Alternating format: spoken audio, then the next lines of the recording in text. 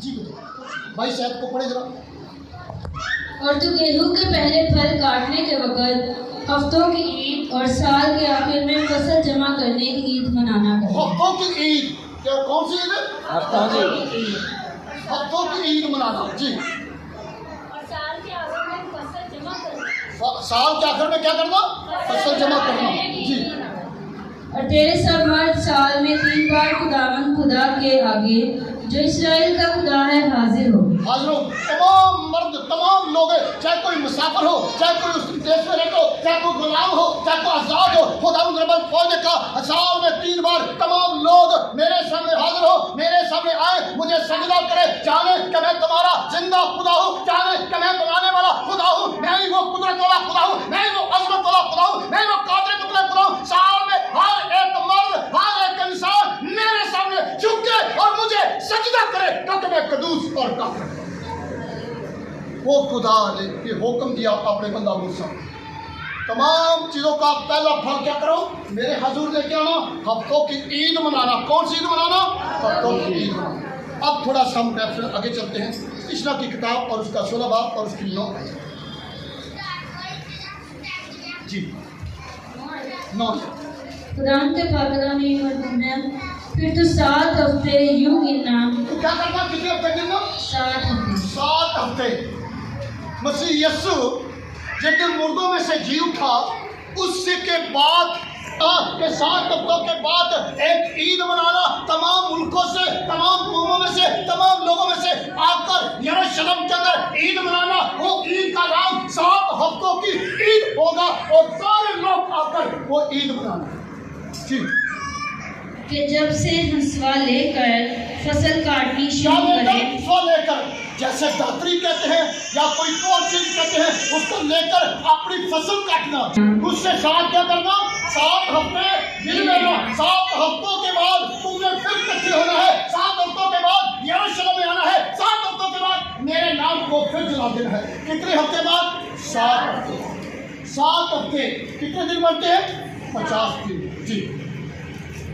तब जैसी बरकत खुदावंद तेरे खुदा ने दी हो, उसके मुताबिक अपने हाथ की रजा की कुर्बानी का दिया लाकर खुदावंद अपने खुदा के लिए हफ्तों की ईद मनाना। हाथ की कुर्बानी का हदिया लाकर खुदा के हुजूर क्या कर? हफ्तों की ईद मनाना। हफ्तों की ईद मनाना। हफ्तों की ईद मनाना, अपने हाथ का हदिया अपने रब्बुल फौज के घर में लाकर अपने हफ्तों की क्या करना? ईद मनाना जी।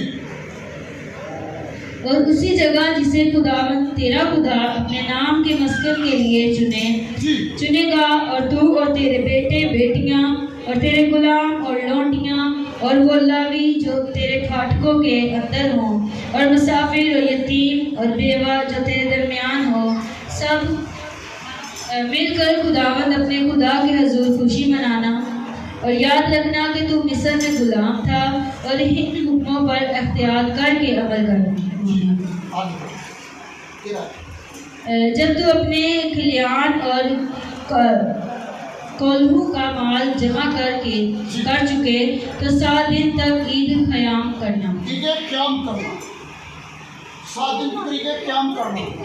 ये जो यहूदी यरूशलेम में आए थे, जिसको हम ईद पेंतीकोस्त कहते हैं, ये पेंतीकोस्त के दिन वो सारे यहूदी 7 हफ्तों की ईद मनाने के लिए कितने मुल्कों में से आए थे?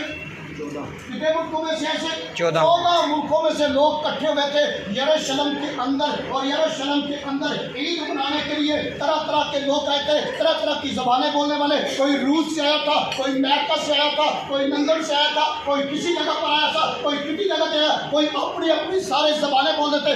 उसी जगह पर ईद पेंतीकोस्त के वक्त खुदा की हजूरी ठहर गई, खुदा का फजल ठहर गया।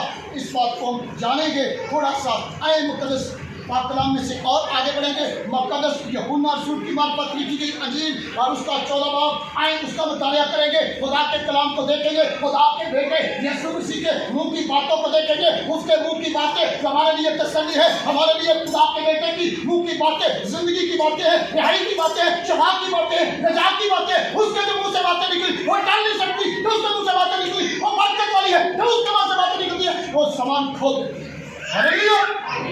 जी हाँ जी। खुदावंद के पाकलाम में यूं मरहूम है, तुम्हारा दिल ना घबराए तुम खुदा पर ईमान रखते हो, मुझ पर भी ईमान रखो। ये खुदा के बेटे के मुंह से बातें की हैं। शागिर्द, जब शागिर्दों को यीशु मसीह ने कहा कि मैं अब तुम्हारे से जुदा होने वाला हूँ, मैं शमौन पर चला जाऊंगा, मैं लोगों के हाथों जुल्म उठाऊंगा, तो शागिर्द कहने लगे, ऐ रब्बी, ऐ उस्ताद, ऐसा न हो। लेकिन मसीह यीशु ने क्या कहा, तुम्हारा दिल ना घबराए, तुम खुदा पर ईमान रखते हो तो मुझ पर भी ईमान रखो, मैं तुम्हारे साथ रहूंगा, मैं तुम्हें कभी ना छोड़ूंगा। खुदा का बेटा, निजात देने वाला, जिंदगी देने वाला, रिहाई देने वाला, शिफा देने वाला, मुक्ति का दाता आज मेरे और आपके साथ कलाम करता है। जी, मेरे बाप के घर में बहुत से मकान हैं। क्या है? मेरे बाप के घर ये में हमें बहुत बड़ी से बात तसल्ली मकान देती हैं। है। ये सबके पास, मेरे पास, आपके पास एक तसल्ली है। जब यीशु मसीह ने कहा मेरे बाप के घर में बहुत से मकान है, लोग दंग रह गए, सुनने वाले फकीर और फरीसी परेशान हो गए कि ये क्या कहता है कि मेरे बाप के घर में बहुत सारे मकान है। क्या लोग सीढ़ी लगाकर उन मकानों में जाएंगे? क्या लोग उन मकानों को देखेंगे? खुदा का बेटा, निजात देने वाला, वो बातें कहते हैं जिनको कर सकते हैं। खुदा के बेटे के पास सामान जमीन का कुल क्या है, उसके खोले को कोई बंद नहीं कर सकता और उसके बंद किए को कोई खोल नहीं सकता।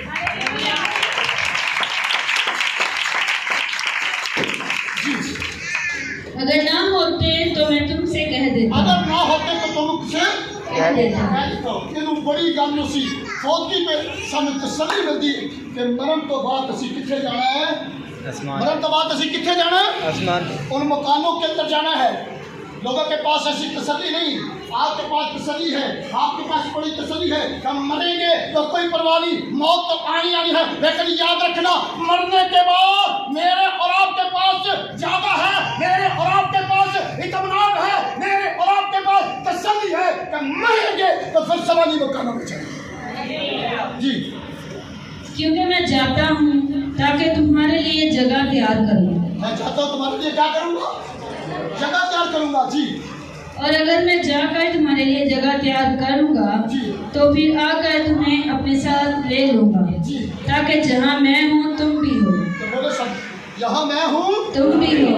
कहाँ मैं हूँ, कौन कहता है? सब बोले कौन कहता है? ये निजात की बातें हैं। जब बोलेंगे तो कलाम आपके अंदर उतरेगा, जब बोलेंगे तो बंधन टूटेंगे, जब बोलेंगे तो जुए टूटेंगे। इसलिए मैं कहता हूँ बोला करे, खुदा के कलाम को अपने अंदर ले ले, खुदा का कलाम आपके अंदर आएगा तो हमारी दूर चली। हालेलुया। जी, क्या उसने कहा? जी बोले क्या कहा? जहाँ मैं हूँ तुम भी जहाँ हो, मैं हूँ और तुम भी। और जहाँ मैं जाता हूँ तुम वहाँ की राह जानते हो। जी, तोमा ने उससे कहा, ऐ खुदावन, हम नहीं जानते कि तू कहाँ जाता है, फिर राह किस तरह जाने? जी। यीशु ने उससे कहा कि राह और हक और जिंदगी मैं हूँ। यीशु ने क्या कहा? राह और हक और जिंदगी मैं हूँ। यीशु ने क्या कहा? राह, हक और जिंदगी में। खुदा के बेटे ने निजात देने वाले ने कहा राह, हक और जिंदगी मैं हूँ। राह, हक और जिंदगी मैं हूँ। अगर आपने जिंदगी पानी है तो यीशु को कबूल कर लो। अगर आपने अच्छी राह पानी है तो यीशु को कबूल कर लो। जो कहता है मैं राह, हक और जिंदगी हूँ, वो यीशु मसीह जिंदगी देता है। वो जिंदगी का पानी है, वो जिंदगी की रोटी है। जो भी उसे पाएगा वो हमेशा की जिंदगी पाएगा।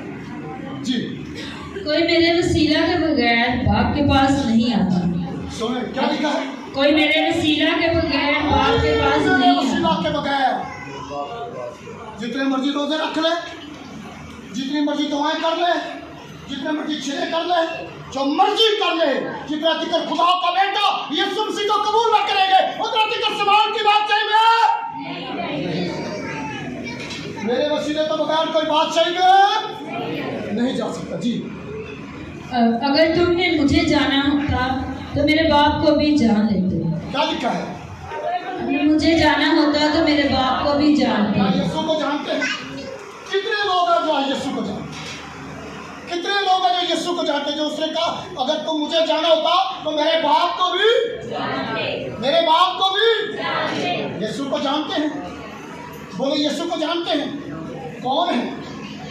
नहीं बोले, सब बोले कौन है? निजात देने वाला, जिंदगी देने वाला, रिहाई देने वाला, मुक्ति का दाता, मेरा फिदिया देने वाला, बालकों का बालक, बादशाह का बादशाह,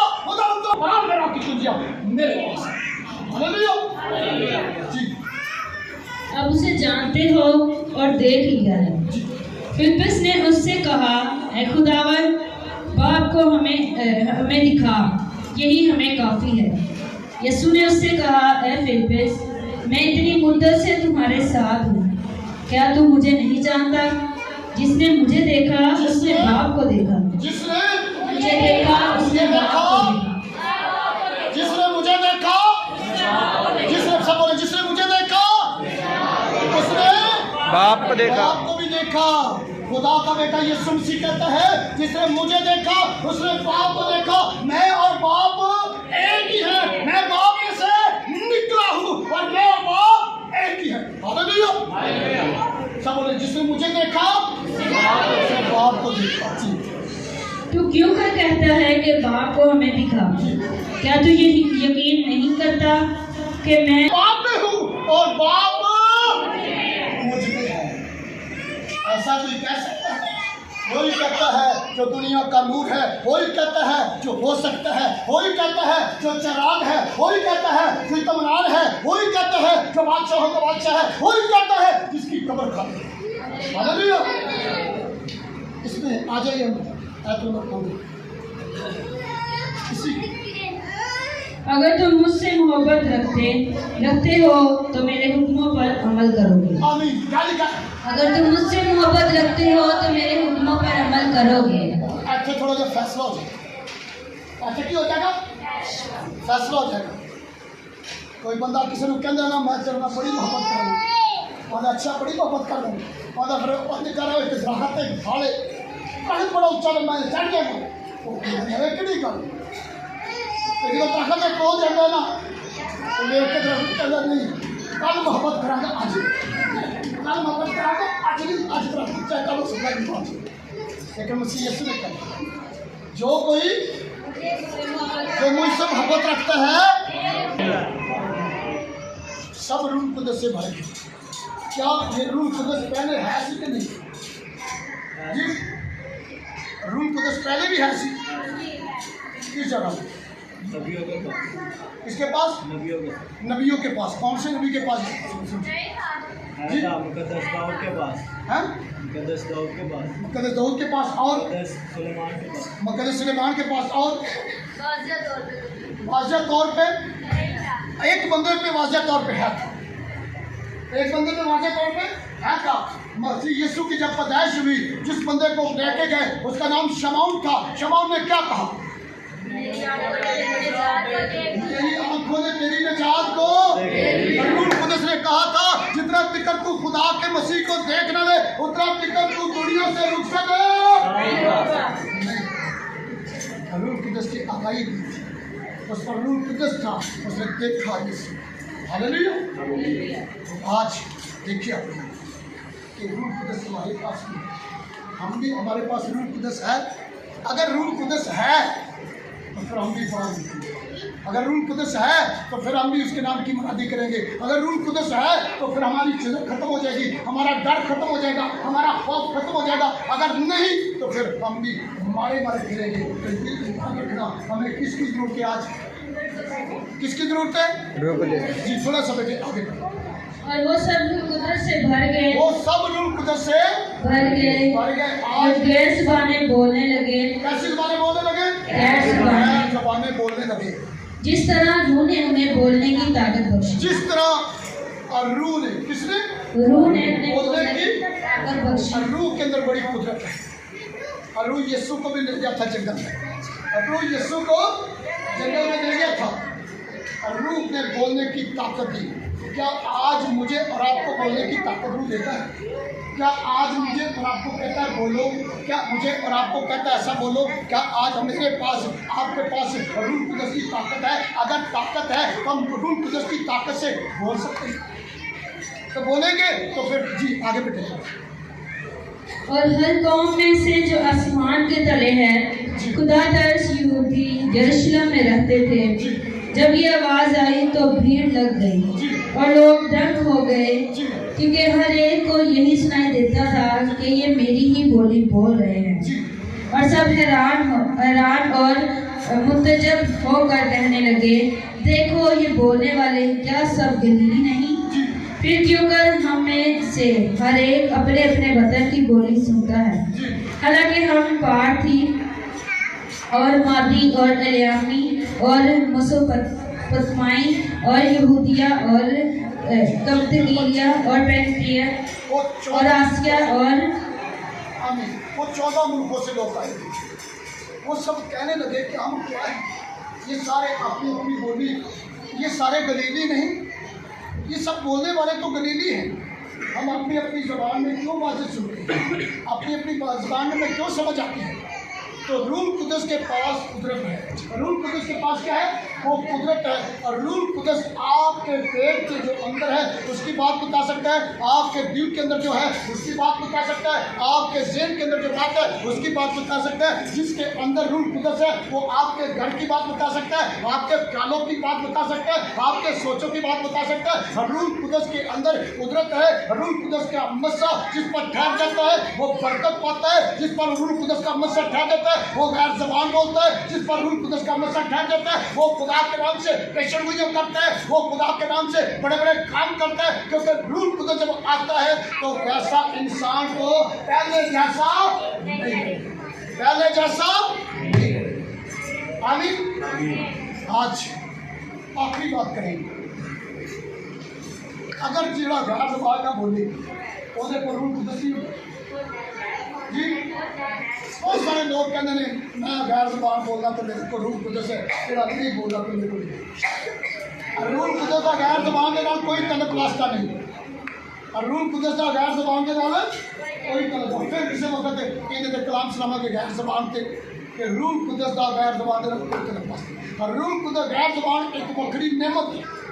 गैर ज़बान एक वक्री नेमत है। और रूह कुदस की जो पावर है, और रूह कुदस हर ज़बान को जानता है, और रूह कुदस हर चीज़ को अपने सादे करता है। जो रूह कुदस से ताबे हो जाता है और रूह कुदस होने तो कभी चलता नहीं। जिन्ना चिकर इंसान गुनाह च नहीं डिगता, बदी च नहीं डिगता। जो बदी च डिगता है, गुनाह च डिगता है, ऐब च डिगता है, खुदा तो दूर चले जाता है। वो तो रूह कुदस होने तो